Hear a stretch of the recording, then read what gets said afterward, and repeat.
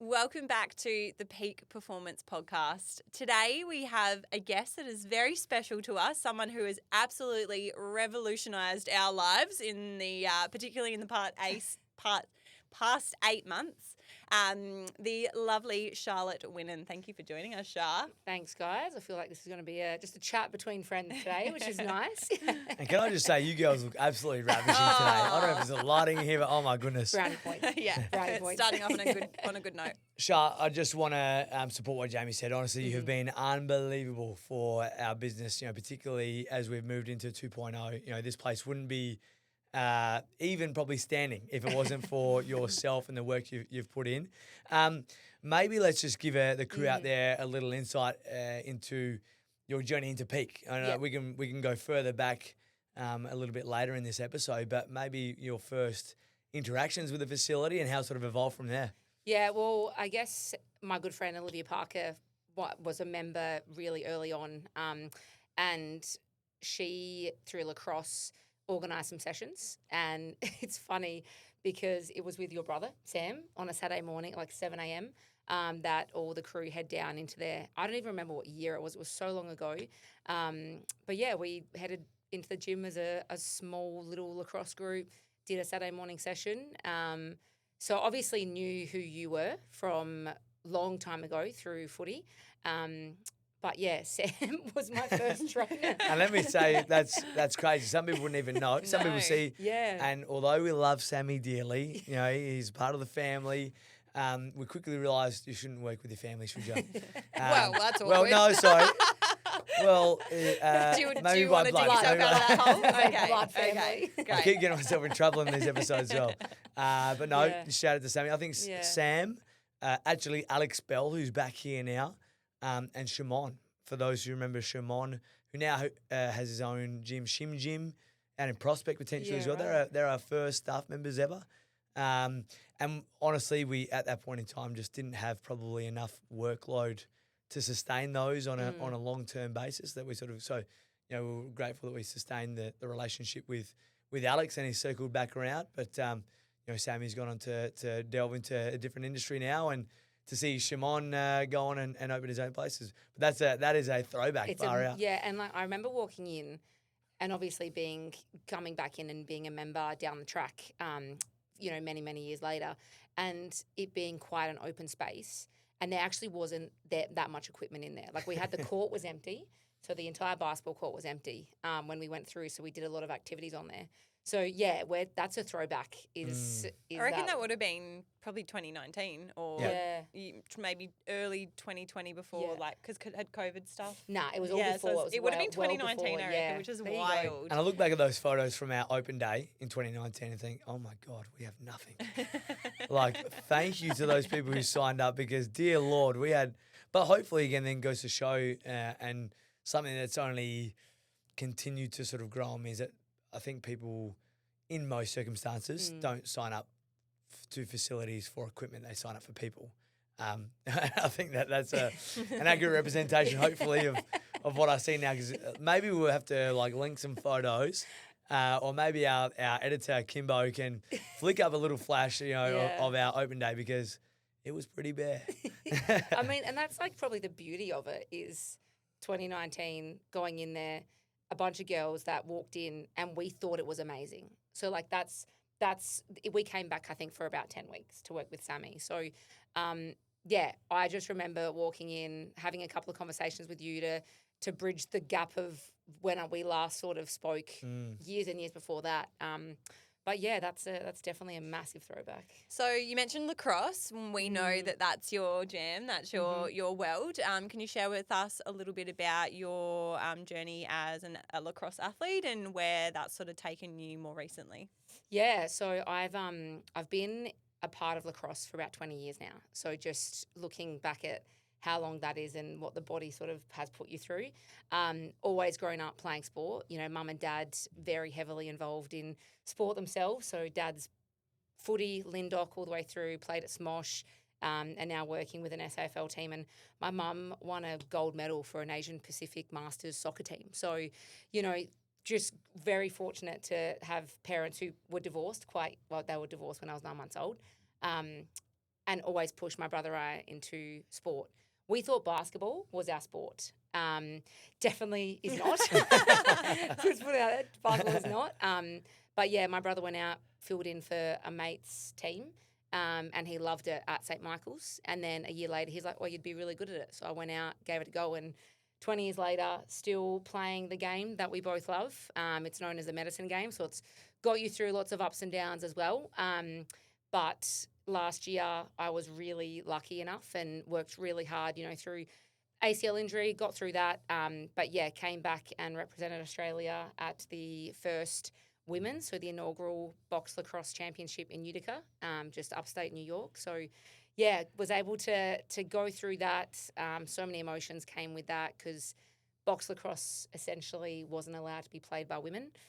So it's only been here for the last 3 years in Australia. Can you explain to everyone what Box Lacrosse is and how that's different to your traditional field lacrosse? Yeah, so think of ice hockey in the competitiveness, the physicality, the hard hits, and you're taking that. We play on ice, but they put carpet down, then turf on top of it, and it's just a continuous game until a goal is scored or there's a penalty. So there is a lot of contact, there's a lot of push and shove, but at the same time, there's a lot of skill. In a traditional 10v10, we have 10 on, and you're versing another team of 10. And then they've sort of rejigged that, gone into a smaller stadium. There's music playing throughout the entire game, which is so elite. Like, it's just a different vibe. And then, yeah, there's 5v5. You're all padded up, so we've got gear. There's essentially no rules except just don't hit someone in the head or right square in the back. So, yeah, that's basically the difference of it. And then obviously there's a new discipline, which is really exciting, which will hopefully transition into the Olympics in 2028. But, yeah, that's basically the story. And I'm very fortunate to have a brother who's, I guess, he's really pushed the women's side of it in Australia. And without, guys like him and other people involved, the Box Lacrosse on the women's side wouldn't have occurred and happened the way it has. And then, yeah, last year in America being the first World Championship, and we came fourth at the first one. So yeah, I mean, we missed out on the bronze medal and they looked so nice. Like when they got presented, I was like, man, that would be so pretty with that uniform. But just to be there with, 23 other women. My brother was playing for the men's in his fourth one. My dad was our trainer, and then mum was in the stands. So can't really get much better than that at the very first one with all your family there. That's amazing. We're so proud of you, mate. It was a pleasure to sit on the sidelines and watch, from afar. Yeah. You go through that journey both in preparation and still opening a gym at the same time with us and managing to get over there. And I know we're here for you, but also I think you've done your dad a bit of a disservice there. You said, he sort of works at a sample club. For those who don't know, Shah's dad is a sample legend. He's been at Woodworth Times for how many years? Oh, he'd be 30 years, I reckon, the next 1 or 2 or 3 years. He's there for 30 years. Have they named, they've named the medical room after him? Yeah, so it's now Usually you have to die for that to happen. So and he said that. He's like, I'm not even dead. And it's the Mike Whinnen medical room. But yeah, no, he's a legend of SNFL, and there's a fair few boys I know that come through here. We're, let's just say, very lucky if I ever have an injury. I know who I'm calling first. In case of emergency contact, sorry, Mum, but it's him because he probably knows, my ankles and knees and shoulders better than anyone else. If anybody thinks that I have any form of discipline, they can thank Mike for it, because I tell you what, my early days, my first ever gig, I guess officially, I'd finished up my internship. I sent out resumes around the Sample League. The only club that got back to me was Woodville, and I worked underneath a guy called Timmy Reeve, who I'm very grateful for giving me the opportunity. But I tell you what, Mike gave me a few big whacks in the time. There was once or twice I left my whiteboard out in the field, or maybe left the bench in the wrong place, and I tell you what, I copped it. So I really appreciate seeing the softer side of Mike now, but I was shit scared of him back in the day. And now when I talk to you, you say, he's just a big teddy bear. I'll tell you what, I'd love to rewind, because maybe it's just perspective, but Jesus, he stressed me out. And the grandkids, I tell you what, I feel like when you're, not mine obviously, but brother's got 3 kids, and I swear that softens up. I don't know if you have found that with your parents. Absolutely. Well, when I lived at home, it was almost like there couldn't be any signs of life. Yeah. Like I had to sort of lay there and mum would polish around me. And now we've got kids like just smashing Play-Doh onto the couch and like, yeah, that's great work material. That's fantastic. That's a beautiful piece of art. I'm like, They just are you change. kidding me? What's going on? There's blueberries being smashed up against the wall. Anyway, we'll go Oh, for that dear. another time. So obviously you're an unreal athlete. You have been involved in some really amazing things in sport in general, lacrosse, box lacrosse, and that's sort of, I guess, how we came in contact with you and Yeah. how our relationship sort of started. But I mentioned at the beginning that you've changed our lives, and why that is, other than just you're a legend of a human. For those of you listening, Charlotte is our very first full-time employee and our very first gym manager, so someone outside of Sean and I in the management space. So I'd really like to, I guess, move this conversation now into and maybe people are listening that are interested in opening their own business, or they manage people or work in the fitness industry or the sports space, and have a bit of a chat about your experiences and journey into that space, because yeah, it's revolutionized our workflow and what we can achieve, and your experience in that management space. We've learned so much off of you as well. So I think it'd be really good to dive into some of that. I think for me, certainly at least for the first 4 to 5 years of us being in business, I really struggled to let go of anything. Even to, for example, like Jamie and I chatted, and obviously with kids as well, but she also felt like maybe she wasn't as involved in the first facility too, just because I couldn't let go. Like, and honestly, I was probably micromanaging everything. When I was initially building up to opening our first place, I thought I'd just be coaching full-time living, but realised that probably 80% of your life is doing admin, whether that be running back to inquiries or cancellations or invoicing and tax and all those sorts of things. But with you, Charlotte, honestly, aside from the fact that you're unbelievable at what you do, you just make me and us feel safe, and whenever you're around the place and, handing tasks over to you just feels, I've just got a sense of ease with it, whereas potentially I didn't sort of feel that in the past. But talk to us, how did you get into gym management work, and maybe about, obviously we won't sort of name specifics, but a few of the organisations you've worked out in terms of their size. Yeah, I think, I started, I reckon it was about 12 years ago. I applied for I was always in customer service. So I was always really enjoyed that nurturing, I guess, workspace where you're helping people. And I think that just came naturally to me, regardless of what field I was in. And I applied for a customer service role with a different organisation that's in the fitness industry. And I got the role straight away. So I got a phone call basically after my initial interview, and they said, we want you to come through. So I went through, got into that, and I just fell in love with, I guess, the fitness industry, the characters that came through, the gym, the stories you'd hear, and really found that connection to the service you're providing. And, fast forward a couple of years, ended up leaving that place, went to another industry and helped them grow. And, we went from a couple of gyms to more, and I was able to jump in and dive into the project management and business side of that. So I'm super grateful for what I learned in those two other organisations. And I think learning how they both operate, and I know we joked about this before, one of the gyms I was in, the average age was like 65.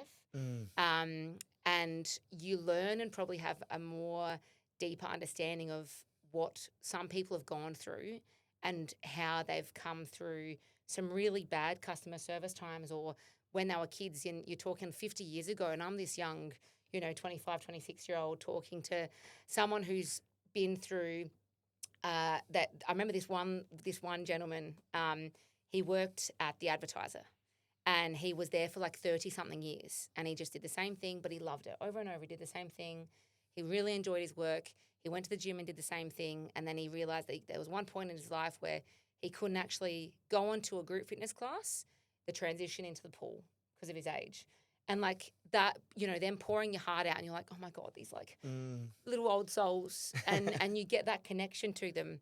And then obviously moving into a different organisation where the average age is, between like 18 to 22, and it's appearance and look, which there's nothing wrong with that. It's just that different way of how our generations have evolved, I guess, is probably the best thing. And you guys would see it too. You know, you've probably seen that come through in like yoga, and some people that come through yoga, and if they transition into a different part just because they can't do it. So I became really aware of, I guess, not just the business side, but the service. You know, at the end of the day, you're providing a service. That's at the end of the day, you want to make money for your business.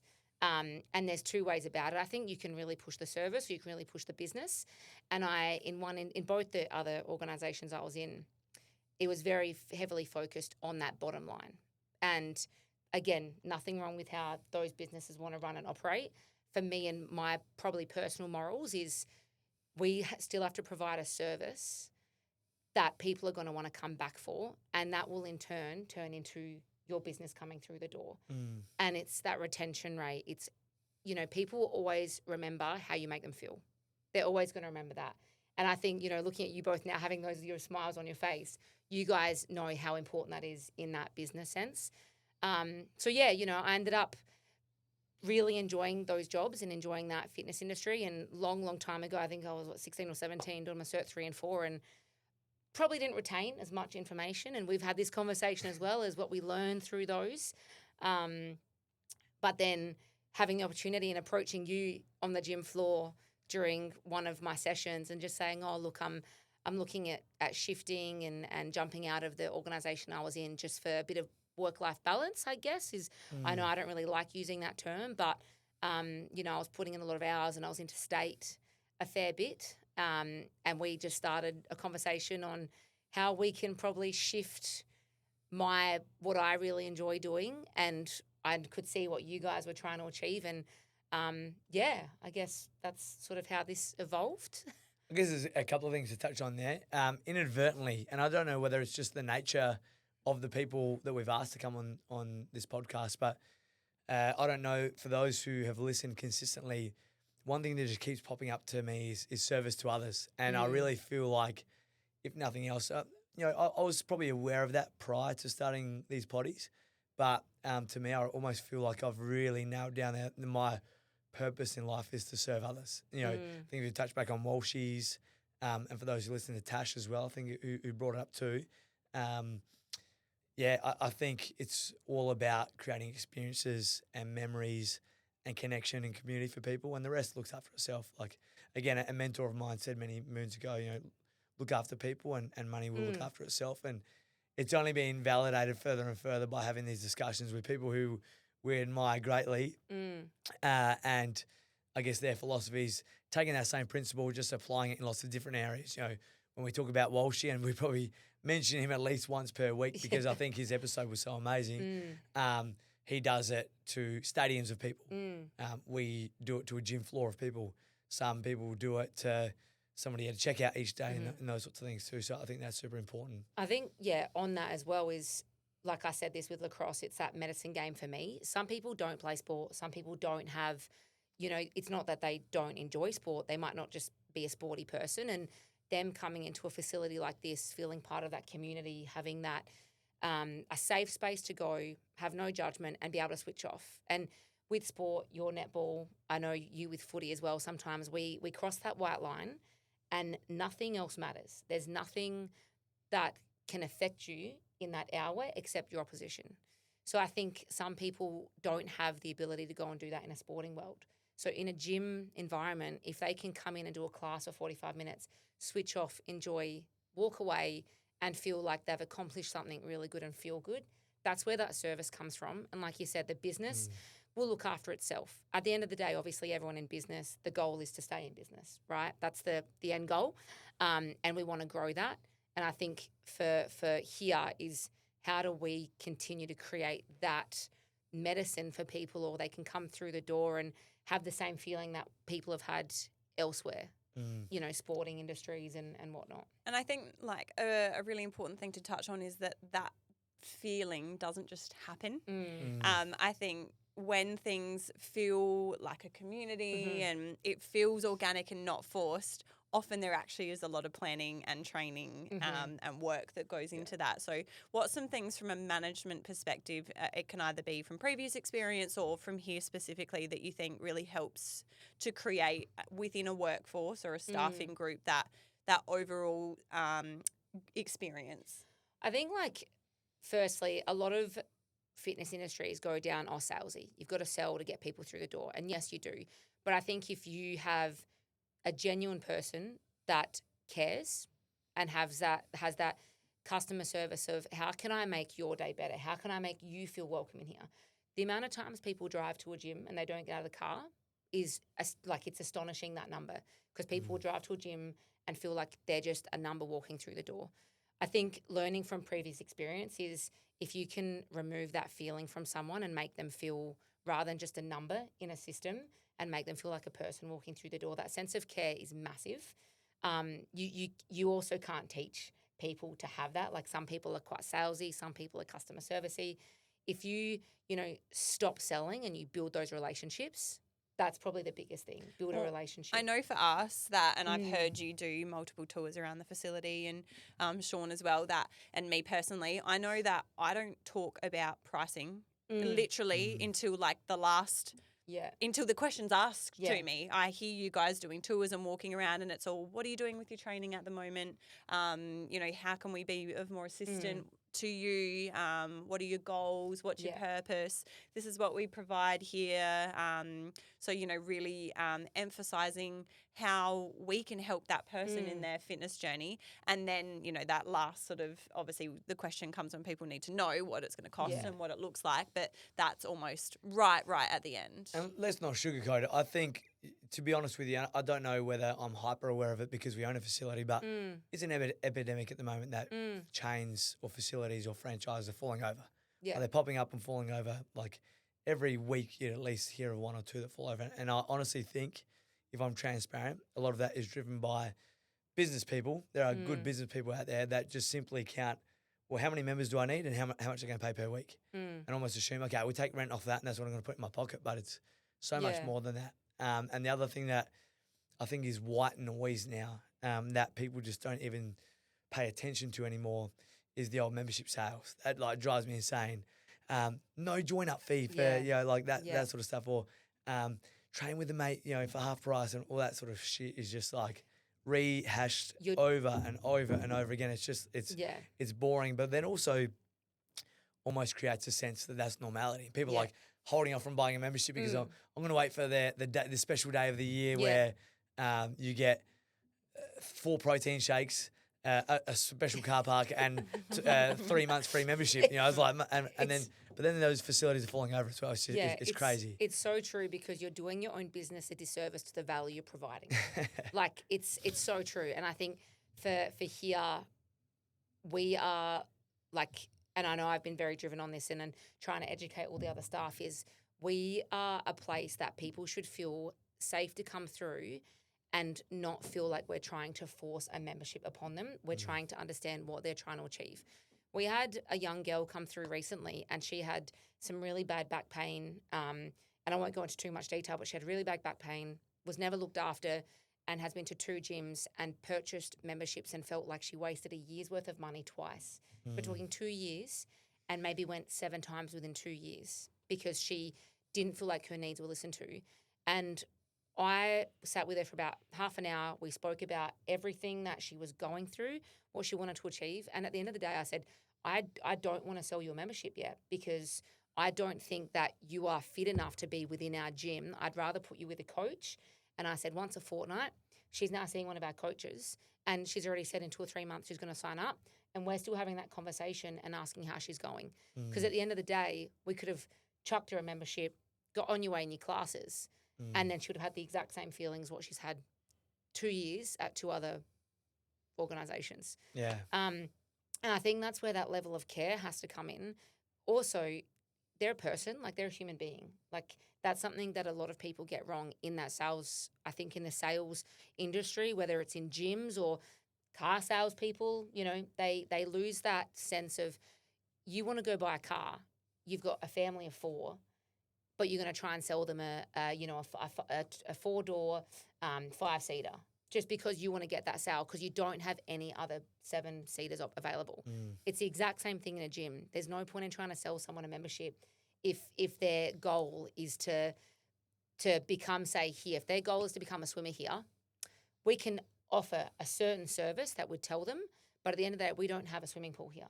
So the honesty has to come into play at some stage. And for me, I'm happy to be transparent too. Like, I guess maybe there's some people thinking, well, you still got made a transaction there. For those who are listening, we don't make any singular cent off of sessions that our coaches do. So we have a spectrum. Again, we started with a classic subcontractor model when we first began because we just didn't have the resources to pay ourselves, let alone somebody else.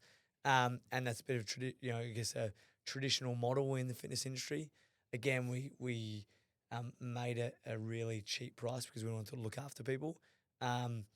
Often facilities, I guess, will do like you may pay a rent per week and then we take 10, 20, 30, 40, 50% of what you make on top of that as well. Just to be clear, anybody who's doing sessions with any of our coaches down on the gym floor, we don't make anything from that as well. So it's not like our people benefited from it, which is amazing. The client benefited from it.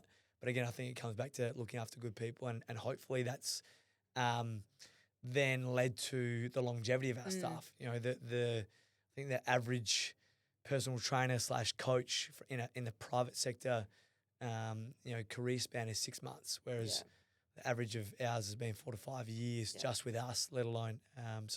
I know these pumping up our tires a little bit, but ties in with our care for people. I think like obviously if you peel it away from us, if you're purely talking about fitness industry and gyms, and that retention piece is such an important part of your business. If anyone is interested in opening up a business in the fitness industry or without, outside of the fitness industry, that getting people through the doors is one thing, but if they're moving out of the door just as quick as they've come in, what really good is that? So that retention is super important and is something that I think with that focus on service increases naturally because, you're talking about in the fitness industry and some of your previous roles that I know a lot of the industry is set on targets and, people sit behind a desk and cold call or cold email and follow up. Okay, that'd bring the next your worst person. nightmare, Jamie, trying to get you. It's not a strong suit. If anybody calls Jamie and she doesn't have their number saved, she will not pick it up. She'll wait for a voicemail, so make sure.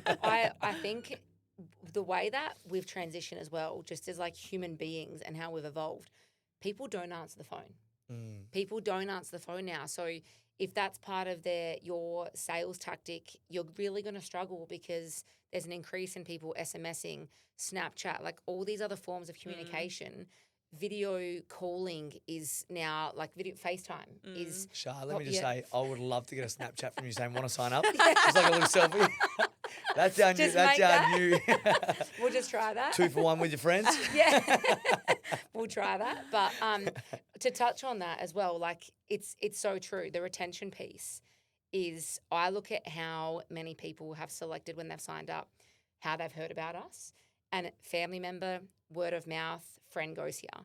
So your people that are already in your facility training are your salespeople. The word of mouth is massive for us here. And I think, for those that do want to open up, if you can get your attention piece right, that will organically come and your new joiners will come.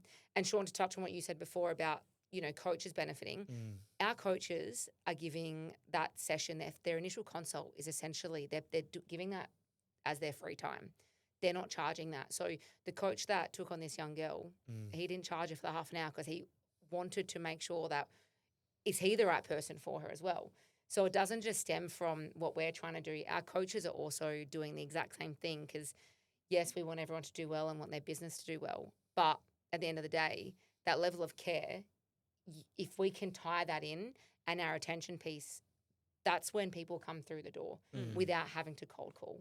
And I guess that comes down to a culture thing. And, we've certainly not got it right from the very beginning. We've made mistakes and learnt from that, and we put our hands up and say that there's been periods and times where we've had to, shift and work on ourselves, and we've got people in externally to sit down with our entire group and chat about values and PEAQ is actually an acronym, and Sean put that together, and we've had discussions around, do we need to change those acronyms and what does PEAQ mean to everybody? So, culture culture is a really important thing. How have you, as a manager, and you're now 3 experiences in 3 different places, how tricky is that to sort of uphold a business's culture and allow that to stem down through the rest of the staff?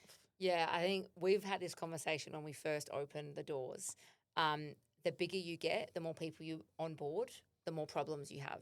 And you're like, yeah, it is true. It's and it's not problems of like people or things like that. It can be anything. It's just challenges that arise, and it is culture can be one of the a make or break in a business, and it can take a business from if you've got good culture, and again, it's like being within a team and an environment where everyone's coming together, like, you go out on a field and the culture of a team sport. In a workplace, it's hard because it's your workplace and that's where you conduct your livelihood to live, essentially. In previous organisations, I have seen holes and gaps within it, and there have been days where it's forced, like, we touched on before, people have forced meetings, or they've forced a daily session of we need to come up with pillars and we need to come up with values that everyone's going to align with. But then it's the business putting those forward. So it's not your people. And then people haven't jumped on board with that because they might disagree with it, and they just sit there in the corner, they say nothing, then they go back and do the same thing, especially when there's multiple organisations or there's, hundreds of gyms.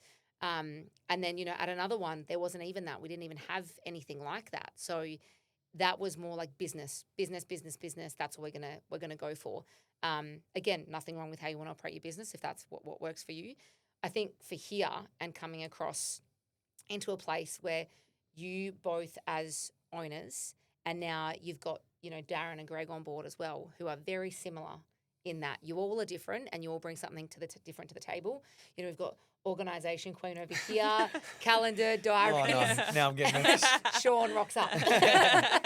But you're all bringing something different to the table, and it stems from you guys, but the responsibility is not on you. And I think that's where a lot of things go wrong. The responsibility is on everyone that wears that business name across their chest. So people come in and go, oh, like the culture's so toxic because of X, Y, Z. Well, you work in that culture. You work in that business. You're actually contributing to that.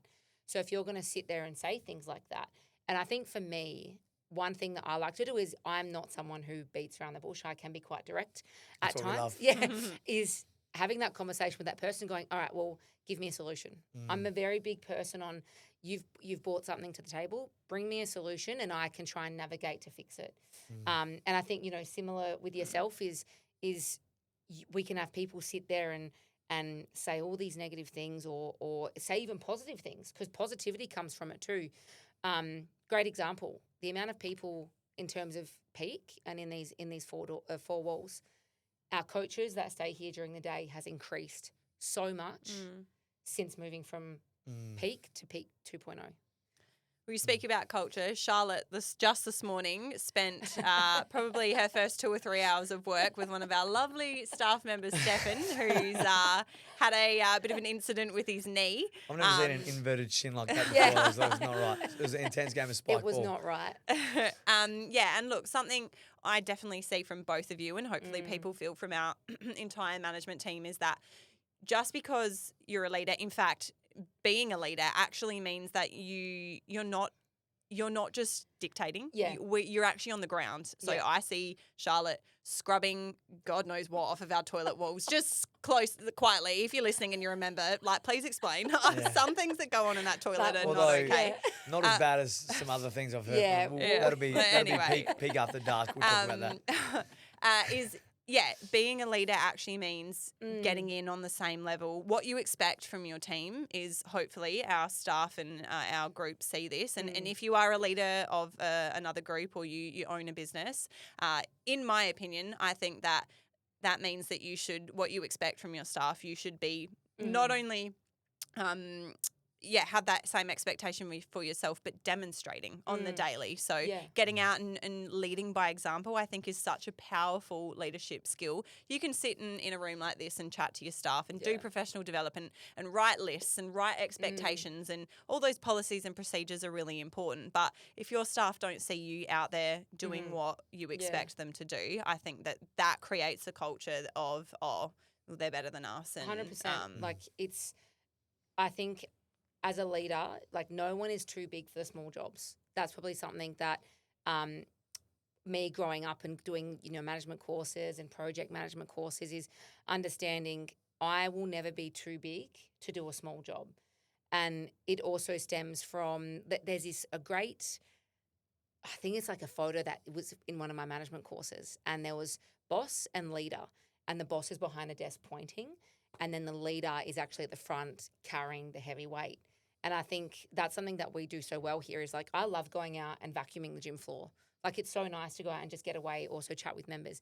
If a bin's full, you go and empty it. The toilets are always the challenge that we will struggle with, and I'm sure we will get there. But, just things like that, because then you have people that want to come through. They're going to learn, like our young kids on the cafe are going to learn those life skills of you might get to a stage in 10 years' time where you're leading a team. You have to recognize where you've learned these from and like we're the ones on display for them. And I think that's something that culture, our members then see. If they see someone like us emptying a bin, they go, yeah, great. Like you're never too big for those small jobs. And those small jobs are like actually some of the most important things, right? Like, yes, having a functional, nice looking gym space is really important, and your service is really important too, that we've touched on. But like, if you've got overflowing bins and the toilets smell, and like, little things like that you don't think of when you are opening up a business or a gym space, that those things are some of the most important things to do. And yeah, I think you said it perfectly. You're never too big for that. Shah, we're almost going to have episode 2, but you know what? I'm going to go against the grain here. This is how special you are. I'm going to ask you one more question and we'll have to be succinct. And because I think this is relatable in a number of realms. Even though I think we've been quite gym-centric today. Yeah. A lot of these lessons can be carried across to fish and chip shops, to hairdressers, to wherever. What I wanted to hone in on, let's just go back to where you talked about, you approached me on the gym floor that day, almost fell over my feet, like clearly trying to get to the phone and say to Jamie, like, oh my God, like we need to capture this opportunity. Then I started like counting our pennies, like, oh my God, we cannot afford a staff member. Like, how do we do this? You went from a very well paid salary to then coming to us 2 days a week, on an hourly rate, which we are, again, like so incredibly grateful for, and we can't believe our luck.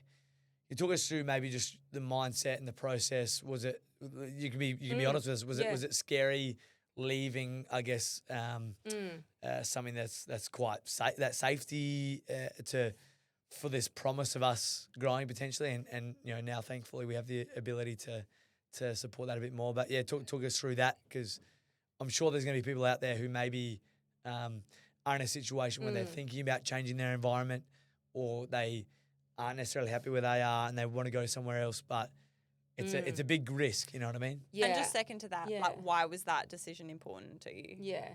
I think probably the last couple of years, and especially the last couple of months, I've been really focusing on, we always say what if, right? We always, as humans, go, oh, what if, and it's always negative. Like, what if this doesn't work out? What if,